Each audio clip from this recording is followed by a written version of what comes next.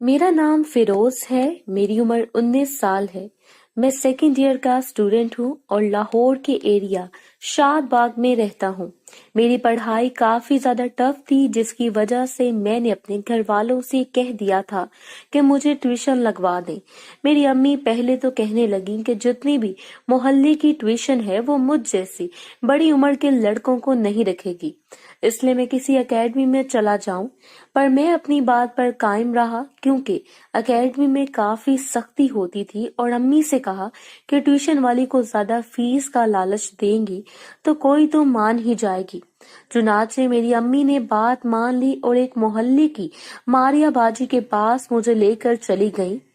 मैं इस दिन पहली मर्तबा इनके पास गया था और मारिया बाजी को देखकर मैं हैरान हो गया था।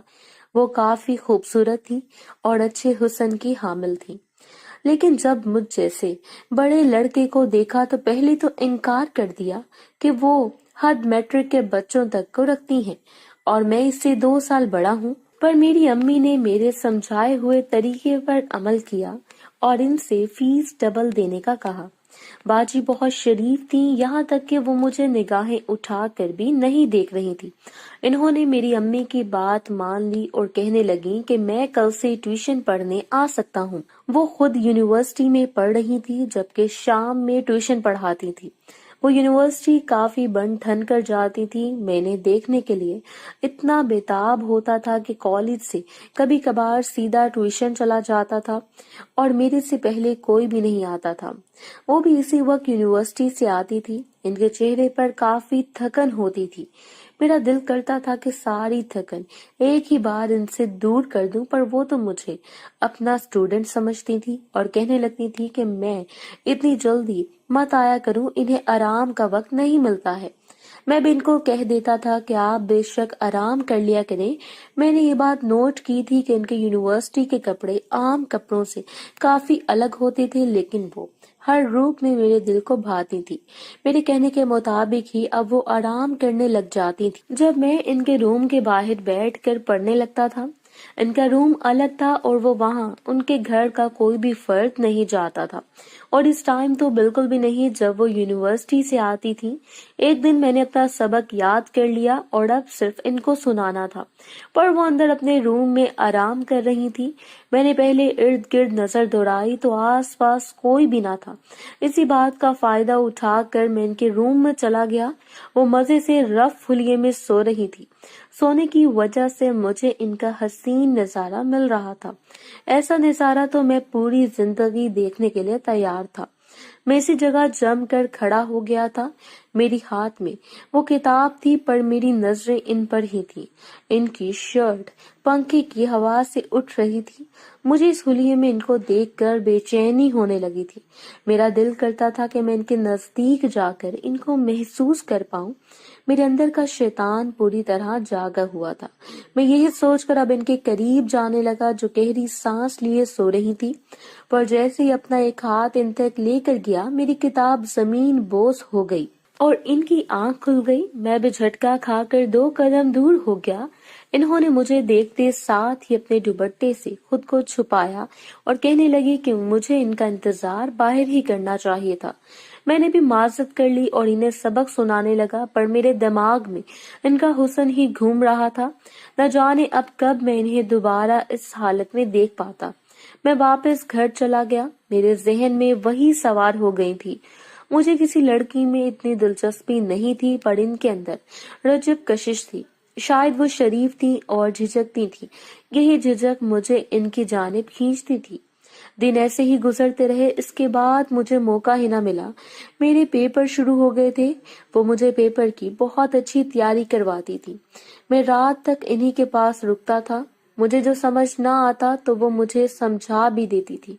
मैं इनके साथ आकर बैठ जाता था। एक किताब होने की वजह से हम दोनों एक दूसरे के करीब आ जाते थे। मैं इनके चेहरे को ही देखता रहता था और दिल ही दिल में इनके हुस्न की तारीफ करता था। कभी कभार इनका दुपट्टा सिडक जाता था जब करीब से मैं इनका नजारा कर लेता था। एक दफा मैंने इनसे बातों बातों में पूछा कि इनकी शादी कब होगी, तो वो पहले तो मेरे सवाल पर हैरान हुई, फिर बेरुखी से कहने लगी कि यूनिवर्सिटी जैसे ही खत्म होगी तो इनकी शादी हो जाएगी।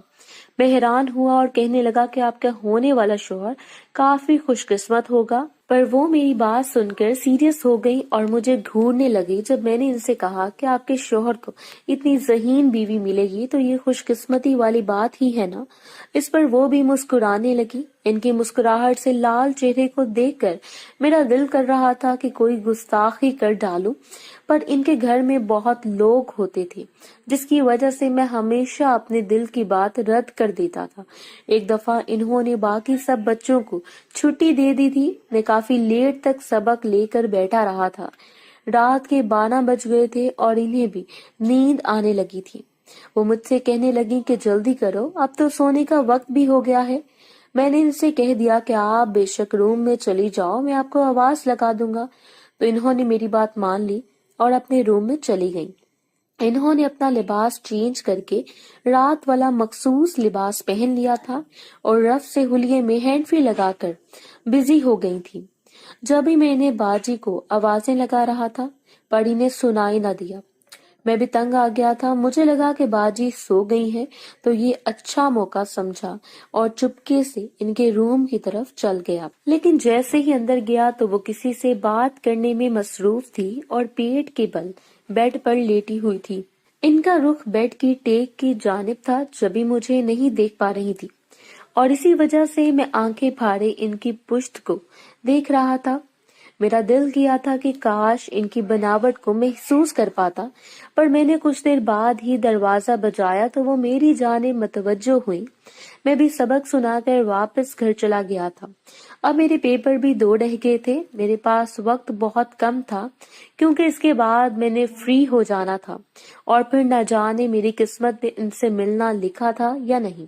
میں کافی سوچنے لگا تھا کہ کیا کروں، ایسا کون سا طریقہ اپناؤں جس سے وہ میرے ساتھ کرنے پر تیار ہو جائیں، پر ان جیسی پرعزم لڑکی کبھی بھی تیار نہیں ہو سکتی تھی۔ جس دن میرا آخری پیپر تھا اس دن انہوں نے مجھ پر توجہ دینے کے لیے سب بچوں کو چھٹی دے دی تھی کیونکہ میرا وہ مضمون بہت اہم تھا۔ میں سارا دن ان کے پاس رہنے والا تھا۔ میں بہت اداس تھا کیونکہ یہ میرا اور ان کا آخری دن تھا۔ اگر اس دن بھی چانس نہ بنتا تو میری ان کے ساتھ اپنی پیاس مٹانا ایک حسرت بن جاتی۔ میں نے اپنے دل سے دعا مانگی تھی۔ شام کو ان کے سارے گھر والے شادی پر چلے گئے تھے تو مجھے ایسا لگا جیسے قدرت نے میری مراد سن لی ہے۔ اب تو میں ڈٹ گیا تھا کہ ان کو اپنا بنا کر رہوں گا۔ وہ مجھے پڑھانے لگی۔ کچھ دیر بعد ہی بجلی چلی گئی تو یو پی ایس آن ہو گیا تھا۔ انہوں نے لائٹس آن کی وجہ سے پنکھا بند کروا دیا تھا تاکہ یو پی ایس چلتا رہے اور میری پڑھائی میں خلل نہ پڑے، پر ایسا کرنے سے گرمی مزید بڑھ گئی تھی۔ میں نے باریک کپڑے پہنے تھے پر ان کو کافی پسینہ آ رہا تھا۔ وہ کچھ دیر بعد ہی تنگ آ گئی اور مجھ سے کہنے لگی کہ میں ادھر ہی بیٹھوں، وہ نہا کر آتی ہیں۔ میں نے ان کی بات مان لی۔ کچھ دیر بعد ہی وہ واش روم سے نکلی تو انہوں نے کافی اچھا لباس پہنا تھا، پر مجھے ایسا محسوس ہوا جیسے انہوں نے نیچے کچھ نہیں پہنا تھا۔ میرے تو منہ سے پانی ٹپکنے لگا تھا۔ وہ اپنے گھنے بالوں کو اب تولیے سے خشک کر کے جھٹکنے لگی تھی جس سے ان کا وجود میں ہلنے لگا تھا۔ وہ سین میرے جذبات کو جگا رہا تھا۔ پورے سنسان گھر میں ان کی مہک دوڑ رہی تھی۔ وہ میرے پاس آ کر بیٹھ گئی تھی جب میں انہیں بار بار دیکھ رہا تھا۔ وہ میری نظروں کا زاویہ اچھے طریقے سے جان چکی تھی پر خود کو سنبھال نہ سکی۔ مجھے ایسا لگا جیسے انہوں نے مجھے اشارہ دیا ہو۔ میری اب بس ہو چلی تھی جب ان کا ہاتھ اپنے ہاتھ میں تھام لیا اور محسوس کرنے لگا، پر انہوں نے اپنا ہاتھ مجھ سے چھڑوا لیا اور کہنے لگی کہ یہ کیا کر رہے ہو۔ میں نے انہیں کہا کہ باجی آج میرا آپ کے ساتھ آخری دن ہے۔ میں آپ سے پہلے کہنا چاہتا تھا پر مجھے موقع نہیں مل سکا۔ میں لیٹ ہو گیا لیکن میں آپ کو حاصل کرنا چاہتا ہوں۔ میری بات سن کر وہ حیران ہوئی اور میرے پاس سے اٹھ گئی۔ میں بھی ساتھ ہی اٹھ گیا اور ان کے چہرے پر جھک گیا۔